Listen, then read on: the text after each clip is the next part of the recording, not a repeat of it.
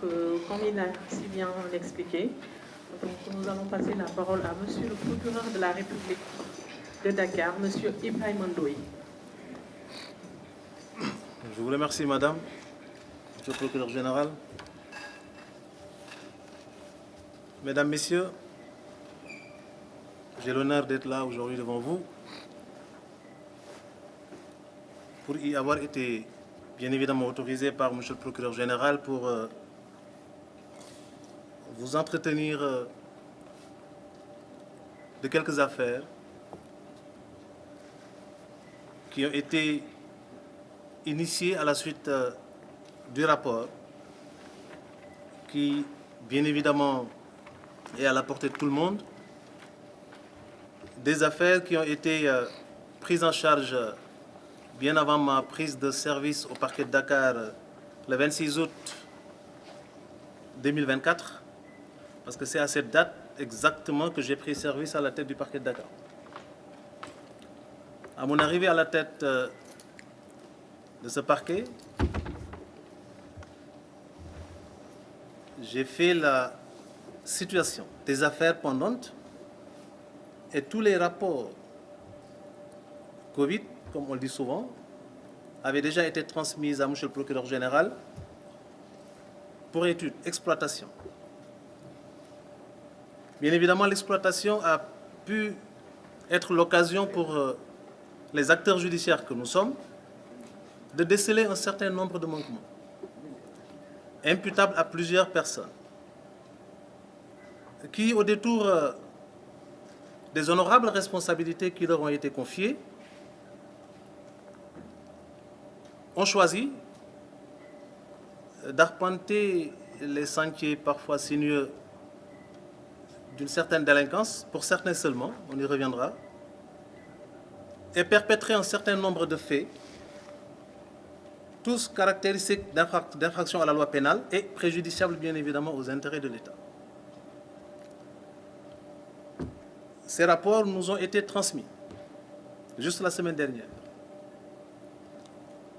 Et après leur réception, et c'était naturellement la première fois que j'entrais en contact avec ce rapport Covid qui avait fini d'épingler un certain nombre de personnalités, mes services, et c'est l'occasion bien évidemment de rendre hommage à mes substituts, mes collaborateurs, se sont mis à pied d'œuvre pour approfondir l'exploitation, élargir les investigations et identifier les personnes qui seraient susceptibles d'être installées dans des procédures judiciaires comme auteurs, co-auteurs, complices et éventuellement receleurs des nombreux actes de prévarication qui ont été perpétrés à l'occasion de la gestion de ces fonds Covid. Bien évidemment, le travail n'a pas été difficile. Nous avons pu identifier un certain nombre d'auteurs avec des faits précis. Quand je dis auteur, bien évidemment, c'est une assertion qui n'entend pas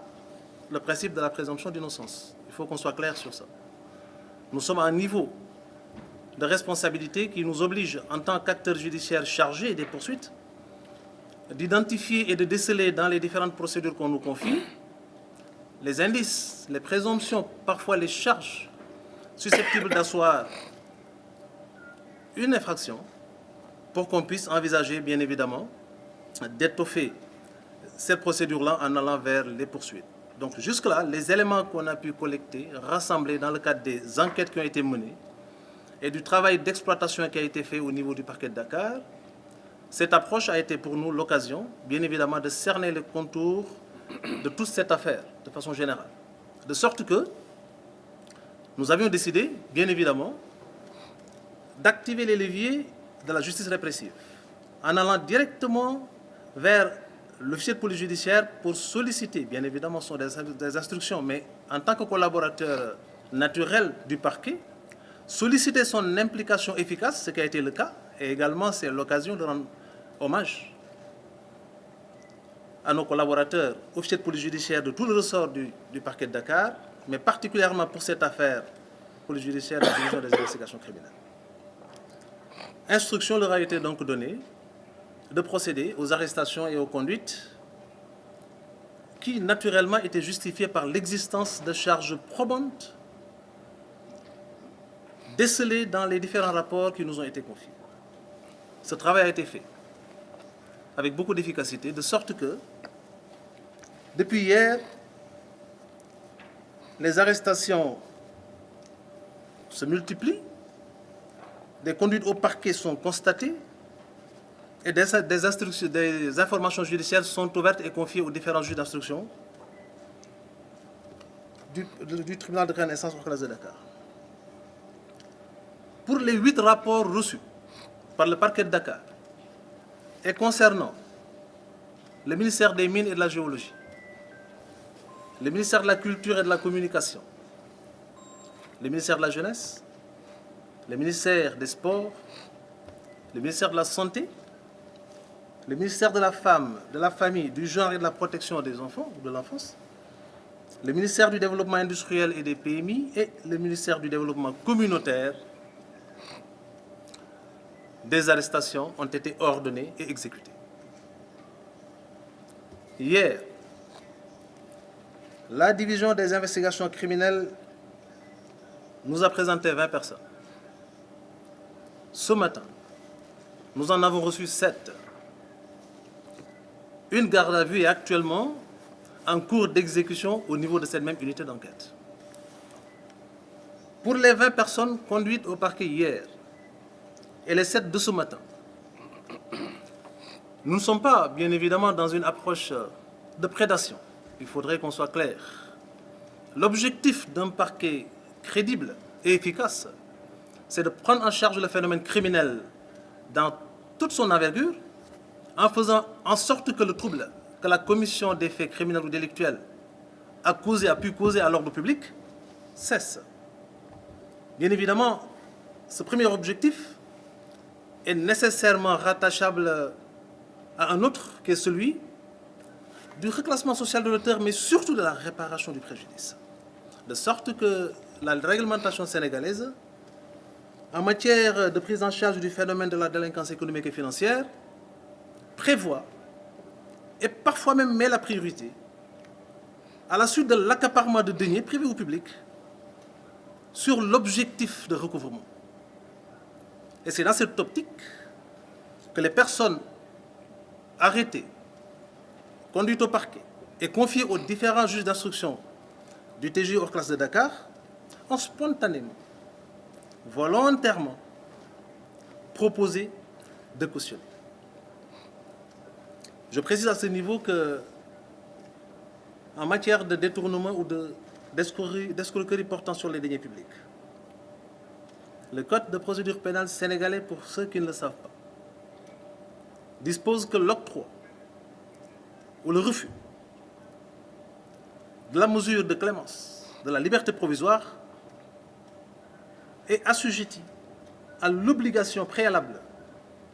de rembourser intégralement les sommes qui font l'objet du détournement, ou de procéder à leur cautionnement, ou alors de faire valoir des contestations sérieuses. Si on ne parvient pas par ailleurs à faire établir un état de santé assez défaillant qui serait incompatible avec un maintien en milieu carcéral, même hospitalier. Pour donc pouvoir prétendre être apte à bénéficier de la mesure de la liberté provisoire, les différentes personnes conduites au parquet, confiées aux différents juges d'instruction, ont offert de cautionner. Ainsi, nous avons pu, entre hier et aujourd'hui, enregistrer des propositions de cautionnement, effectivement exécuter ces propositions, portant sur la somme de 258 448 233 francs CFA. Des inculpations sont en cours. Les personnes concernées devant le juge d'instruction bénéficient de cette même possibilité d'offrir ce cautionnement. Des gardes à vue également, et les personnes concernées conduites au parquet auront la même possibilité, de sorte que ce montant, provisoirement arrêté, pourrait évoluer. L'objectif, ce n'est pas je l'ai dit, je le répète, de nous transformer en prédateurs. Nous ne le sommes pas. Nous ne sommes pas des agents de recouvrement, nous sommes des autorités judiciaires. Quand la loi aménage une porte de sortie pour des personnes poursuivies, qui sont toujours couvertes du sceau de la présomption d'innocence, cette contestation, si elle n'est pas suffisamment articulée pour pouvoir caractériser les contestations sérieuses, doit nécessairement être accompagnée d'un cautionnement. C'est donc de l'argent qui est actuellement déposé au niveau de la caisse de dépôt et de consignation. Et à l'issue de la procédure, si les juridictions seront amenées à établir une responsabilité pénale et à s'engager dans un processus de déclaration de culpabilité, bien évidemment, ce sont des sommes qui reviendront au peuple sénégalais, qui avait souffert pour mobiliser ces maigres ressources et accompagner le processus de lutte contre le fléau du Covid-19. Si par contre ce principe de la présomption d'innocence consacré par les textes est validé plus tard par les juridictions de jugement, naturellement, les demandes de restitution pourront être adressées aux différentes autorités judiciaires concernées. Pour résumer et conclure sur ce point, considérez qu'entre hier et aujourd'hui, la division des investigations criminelles a conduit au parquet de Dakar, sur instruction de M. le procureur de la République de Dakar, 27 personnes. La plupart d'entre elles ont proposé de consigner et elles l'ont fait parce que les magistrats instructeurs ont accédé à leur demande. De sorte qu'entre hier et aujourd'hui, nous avons pu recouvrer la somme de 258 448 233 francs CFA. Les enquêtes se poursuivent. Ces 8 rapports sont toujours en cours d'exploitation. Toutes les responsabilités seront situées. Toutes les pistes d'investigation seront exploitées et toutes les niches seront, bien évidemment, dépoussiérées pour qu'on puisse en définitive identifier tous les niveaux de responsabilité et tous les intervenants dans cette chaîne de prévarication pour qu'on puisse accompagner le peuple sénégalais dans cet élan de lutte contre le fléau, bien évidemment, de la délinquance économique et financière. Je ngi leen di sant di leen gërëm ci teewaay bi di sant monsieur le procureur général mi ñu jox ndigal ñu toog fii wax ak yéen di leen xamal ne maa ngi tàmbali sama liggéey ci tribunal grande instance hors classe de Dakar en tant que procureur le 26 août 2024 bi ñu ma nommé procureur sama yitte li ci jëkkoon jiitu ci moo doon saytu li ma fi fekk def nañu ko ànd ci ak ñi nga xam ne ñoom la seqal liggéey bi muy ay magistrat comme man di sama adjoint sama premier substitut ak samay substitut kenn ku ci nekk ñu dénk la responsabilité boo xam ne wàccoo nga ak moom bi ñu yëgsee ba def situation li ëpp ci li ñu gis mooy am na yu ñu waroon jooyanti jéem nañu li ñu mën te mi ngi wéy li ci gënoon fës moo doon ay rapport yu ñu fi fekkoon yàlla def saytu bi ak gëstu bi li ci ëpp jotoon nañ ko def ndax xool nañu rapport yi seet li ci nekk def ci sax ay rapport ci kaw rapport yooyu pour expliquer li ci xew lan la jëf ji nu mu demee ak ñi ñu jàpp ne seen loxo laale na ci ñan la bi ma jotee rapport yooyu saytu ko ak sama collaborateur di ma nekkal gis nañu ci ay mbir yu bare yoo xam ne sooxe na ci doxalin bi nga xamante ne nii ñi ñu dénkoon suñu alal waxtu bi Sénégal ak àddina amee jafe-jafe jaaxle lool ci li fi xewoon àddina yépp mbooloo mànkoo ngi fa wax ne képp ku ñuy saytu di la gëstu amuñu sañ-sañu wax ne lii ñu la tuumal yaa ko def fi léegi yegguñu ca cëppaandaw la ba àttekat bi wax ne lii yaa ko def ba àtte bi jeex bi ñu saytoo li ëpp ci lu ñu gis bokk na ci ay jëf yoo xam ne kanu Sénégal dajale ko ak ci jëf jundi toll ñu ne ay kilifa ñoo ko def bien évidemment suñu responsabilité moo doon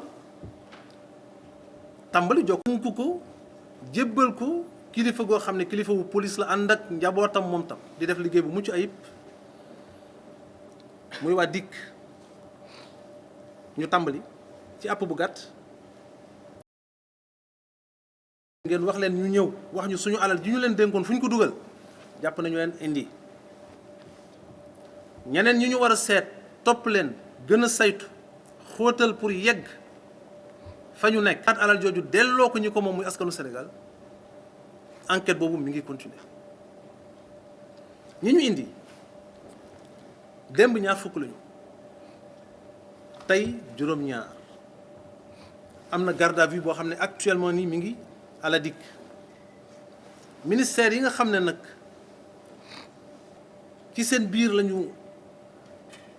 gise ne lii ñu jàpp ne jaaduwul amee na fa juróom-ñaar liggéey baa ngi wéy ministère yi tudd naa ko léegi ña fa nekkoon ñii ay DAGE lañu ñii ay comptable lañu yoon mooma mayul may tudd tur mais ñi nga xam ne njort nañu ne seen loxo laale na ci ñoom ñëpp yoon ci ñi ci mën gis fii ñu toll ni ci enquête bi comme ni ma ko waxee ñu ngi koy continuer yoon teg leen loxo bi mu ñëwee it lii suñu yitte mooy fexe nu askan bi jote seen alal suñu yitte du jël dugal ci kaso ci kaw loolu la yoon maye ñi ñu téye ñu am sañ-sañ mu bokk ci seeni àq ñu wax ne lii ñu ma tuumaal defuma ko waaye li ñu ma topp ci alal ni mu toll maa ngi koy teg ci taabal ji bàyyee ndi ko fi bés bu ñu àttee ba ne man la na ko état jël jox ko askan bi bés bu ñu ma setalee ñu dellu ma sama alal foofu la ñu toll ba ci kaw loolu mbooloo mi nga xamante ne nii indi nañu leen fi démb ak tey proposé nañu lu ni mel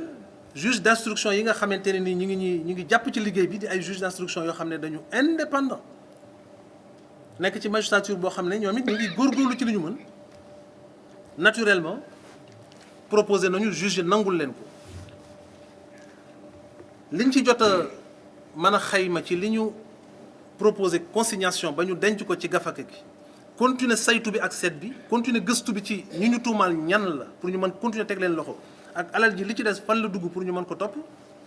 mi ngi toll ci 200 millions ak juróom fukk ak juróom-ñett ak téeméeri junni yu manqué yi daanaka fukki junni foofu la ñu toll waaye yamuñu fa ni ko monsieur le procureur général waxee leeral ko ci kàddu yu set noonu laa koy tënke rek daaneel foofu suñu warugar mooy taxawaayu kilifa ndax dañ ñu dénk te li ñu dénk dañ ko war a doxalu kilifa ay kilifa yu am maana ñoo nekk ci boppu néegu àttekaay di xëy fajar di wàcc guddi di jot ay centaines ki milliers de dossiers